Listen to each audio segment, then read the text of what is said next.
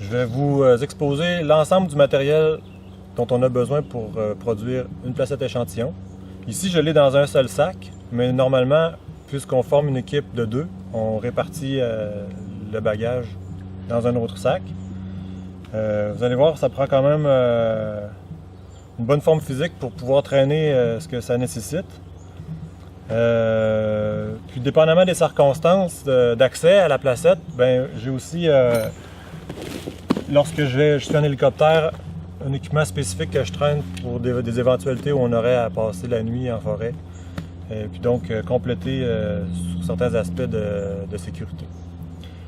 Donc, si je recense ce que j'ai dans ma veste, dépendamment du technicien, ben, on va utiliser la veste différemment. Moi, je traîne toutes sortes de choses, dont ma peinture. Ici, j'ai de la peinture verte qui sert en forêt privée. En forêt publique, on utilise plutôt une peinture rouge. La peinture verte, ben, elle va être utile pour délimiter le périmètre de la placette. Elle va être utile pour les traits de DHP, la numérotation des arbres, identifier le trou du carottage qui va avoir été retenu quant aux arbres études. J'ai GPS de navigation qui sert surtout à l'approche initiale vers la placette. On pourrait aussi l'utiliser lors du transport en hélicoptère ou en camion.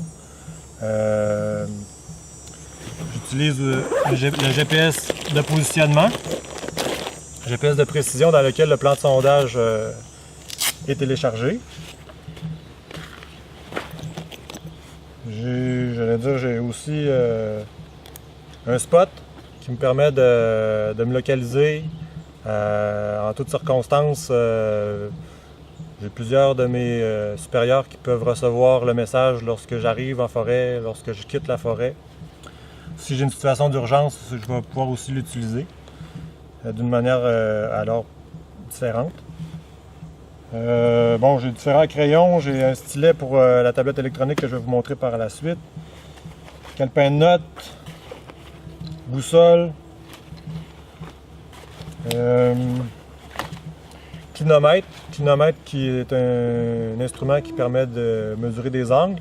Par trigonométrie, il est très utile pour mesurer la hauteur des arbres, mais aussi il va être utile lorsqu'il y a des pentes fortes de déterminer le pourcentage de la pente. J'ai une calculatrice qui me permet aussi de faire mes calculs justement d'évaluation et de mesure de la hauteur des arbres. Je traîne un gant pour pouvoir frotter l'écorce de certains arbres de manière à ce que le diamètre soit précis. Ça, c'est particulièrement lorsque j'ai utilisé un galon circonférentiel. Si mon arbre a plus que 50 cm en placette échantillon temporaire, j'ai utilisé un galon circonférentiel. Mais lorsque je suis au compas, généralement, on n'a pas à frotter. C'est surtout utile, en fait, lors des placettes échantillons permanentes. La norme, j'ai plusieurs autres normes que je traîne. J'ai aussi mon galon étalonné, une chaîne étalonnée qui me permet de déterminer le rayon d'11,28 m et le rayon de 14,10 m. Les autres normes, en fait, c'est que dépendamment de ce qui est spécifié au contrat, eh bien, il y a la détermination des défauts et des indices de la carie des arbres. J'ai peut-être aussi à classer la qualité des tiges feuillues. Il y a une norme pour ça. Pour les types écologiques, j'ai une norme terrain abrégée qui me permet de suivre différentes clés qui vont me permettre de bien diagnostiquer le type écologique. La petite flore qui est en lien avec la détermination du type écologique. Parfois, j'ai des plantes peut-être que je vais être moins familier. C'est toujours utile. Donc, comme je disais tout à l'heure, dans certaines circonstances, même en placette temporaire, on utilise le galon circonférentiel lorsque le diamètre excède de 50 cm. Sinon, on utilise un compas forestier ou un pied à coulisses. Ici, j'en ai un de 40 cm. Je pourrais en avoir un de 50 dans des forêts qui sont d'arbres de grand calibre, particulièrement dans le sud de la province. Le galon circonférentiel, il peut être aussi de plus gros calibre. J'ai du ruban de super. Le ruban forestier, je l'ai généralement dans ma pochette de veste. Mon lunch. De l'eau. Ici, j'ai les sondes dendrochronologiques de type Pressler. J'en ai une grande ici de 40 cm. Je peux utiliser aussi une plus petite quand on est dans des forêts de conifères, de petits sapins. Ça va mieux, plus rapide. Quoique on n'a pas à sonder les arbres feuillus durs, mais on peut t'amener à sonder des grosses épinettes, des pins blancs, des gros tuyas. Un galon de 30 mètres qui me permet de confirmer certains arbres limitrophes lors de la détermination du contour. Il me sert aussi évidemment lorsque j'ai à déterminer la hauteur des arbres. C'est la distance exacte où je me positionne qui va être mesurée lors de la détermination de l'angle entre la cime et puis justement l'endroit où je vais avoir accroché mon galon. J'ai mon ordinateur de saisie, une tablette électronique. Ici, j'ai ToughPad, mais on a d'autres modèles qui sont en utilisation. J'ai un contenant rigide qui me permet de ramener sans les briser les carottes échantillons des arbres études. En lien avec le spot, j'ai mon téléphone satellitaire, surtout lors des sorties en hélicoptère ou avec l'utilisation d'un quad en situation d'urgence, c'est très utile. Puis, lorsque je suis en hélicoptère, j'ai mon radio aussi de communication pour confirmer un peu la logistique de retour ou toutes sortes de circonstances. Moi, personnellement, je traîne des batteries de rechange de l'ensemble de ces appareils-là, donc GPS de précision, GPS de navigation, des batteries pour l'appareil Spot, des batteries pour mon GPS de navigation, batterie de rechange de la tablette électronique.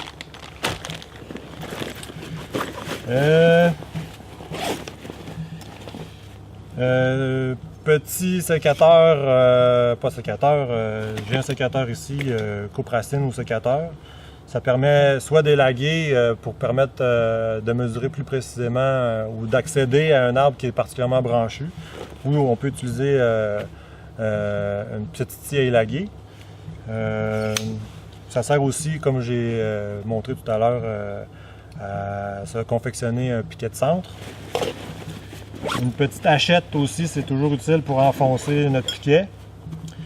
J'ai un couteau qui est particulièrement étalonné pour l'utilisation de la norme de défaut et indice de la carie des arbres.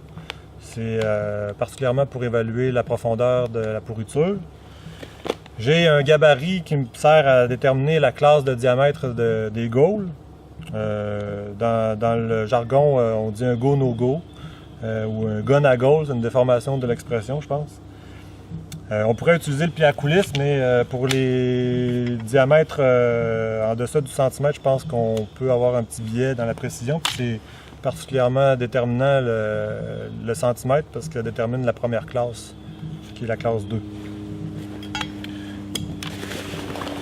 Outre ça, ben j'ai tout ce qu'il faut si jamais je suis, surtout au mois de juin, pour me mettre à l'abri des mouches, filet, huile à mouche. Moi, je suis particulièrement sensible au soleil. Si j'arrive dans une placette où il y a peu de couvert, je me mets de la crème solaire. L'imperméable, les pantalons d'imperméable, une bonne trousse de premiers soins, incluant l'épipène et puis tout ce que ça peut prendre pour pallier à une blessure, justement, liée peut-être avec l'utilisation des couteaux, de la hachette ou vraiment une mauvaise chance qui pourrait impliquer toutes sortes de circonstances. Même si on est tenu d'avoir quelque chose qui va nous protéger les yeux, soit une grille ou des lunettes de sécurité, ben, il peut aussi arriver des accidents bêtes et graves aux yeux, etc. Donc le casque aussi est très important. Aussi, je traîne, avant ça servait à transporter nos photographies aériennes. Là, c'est des imprimés, des photographies ou des imageries satellitaires. J'ai à 2 échelles différentes la localisation des placettes de ma virée. C'est particulièrement important en inventaire de placettes temporaires de pouvoir comparer ce qui est présent comme information sur la photo versus ce qui est sur le terrain, parce qu'il peut y avoir des perturbations, il peut y avoir eu une perte en couvert de la forêt qui m'amène à faire à prendre certaines décisions quant à savoir si j'implante ma placette ou pas. Aussi, évidemment, j'ai ma baguette de DHP, 1,30 m. La baguette aussi, je l'utilise pour pouvoir, en plus de déterminer mon diamètre à hauteur de poitrine, il peut aussi à 1 mètre me permettre de déterminer l'endroit où je vais sonder l'arbre étude pour en extraire une carotte. J'ai aussi 2 autres paires ici qui sont la tolérance en fait à 110 et 90 cm. Il faut que je trouve, si possible, en 3 essais, la possibilité d'extraire dans cet intervalle-là. Puis j'ai aussi un repère à 60 parce que dans l'application de la norme de classification des tiges feuillues, c'est mon débit minimal de bois qui est exempt de défaut. Ma sonde pédologique, la sonde pédologique, elle me permet d'appuyer mon diagnostic quant à la profondeur du dépôt. Aussi, dans la détermination du type écologique, j'ai à texturer l'horizon B diagnostic. Donc, j'ai la possibilité avec ce petit outil-là d'extraire une carotte de sol et puis donc de texturer, d'analyser un peu le sable particulièrement que je vais avoir. Puis, dans des circonstances où je suis transporté en hélicoptère, ben, je traîne un sac qui peut être volumineux, donc dépendamment des circonstances, je peux le laisser au point d'arrivée et puis le reprendre à la fin de ma journée. Là-dedans, je traîne un petit tapis de sol, un petit sleeping, une bâche, de quoi pouvoir tendre ma bâche, des compléments à ma trousse de premiers soins, j'ai là-dedans des draps thermiques, là, et puis j'ai un petit snack, là, sardines, des légumineuses.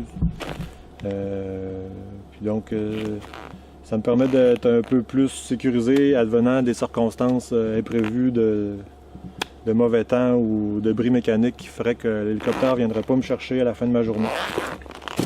Voilà. Ça fait quand même beaucoup d'équipement.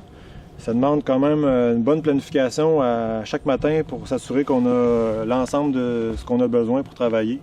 Particulièrement que nos appareils soient bien rechargés, puis qu'on ait vraiment là, tout ce qu'il faut pour pouvoir accomplir l'ensemble de nos tâches.